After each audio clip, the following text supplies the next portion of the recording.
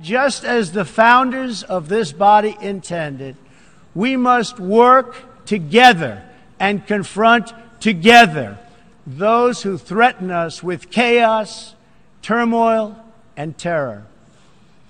The scourge of our planet today is a small group of rogue regimes that violate every principle on which the United Nations is based. They respect neither their own citizens nor the sovereign rights of their countries. If the righteous many do not confront the wicked few, then evil will triumph.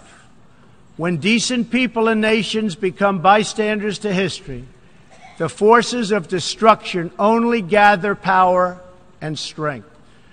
No one has shown more contempt for other nations and for the well-being of their own people than the depraved regime in North Korea. It is responsible for the starvation deaths of millions of North Koreans and for the imprisonment, torture, killing, and oppression of countless more.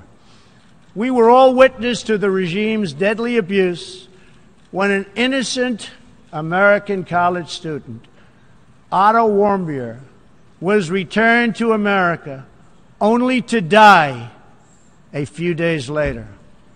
We saw it in the assassination of the dictator's brother using banned nerve agents in an international airport. We know it kidnapped a sweet 13-year-old Japanese girl from a beach in her own country to enslave her as a language tutor for North Korea's spies. If this is not twisted enough, now North Korea's reckless pursuit of nuclear weapons and ballistic missiles threatens the entire world with unthinkable loss of human life. It is an outrage that some nations would not only trade with such a regime, but would arm, supply, and financially support a country that imperils the world with nuclear conflict. No nation on earth has an interest in seeing this band of criminals arm itself with nuclear weapons and missiles. The United States has great strength and patience, but if it is forced to defend itself or its allies, we will have no choice but to totally destroy North Korea.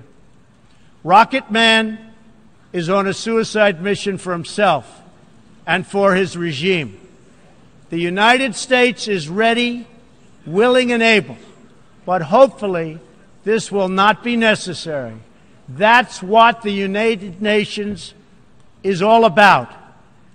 That's what the United Nations is for. Let's see how they do. It is time for North Korea to realize that the denuclearization is its only acceptable future.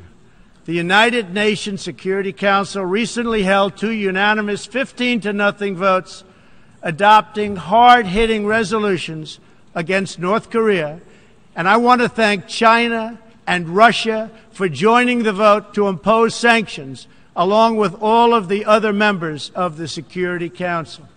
Thank you to all involved. But we must do much more.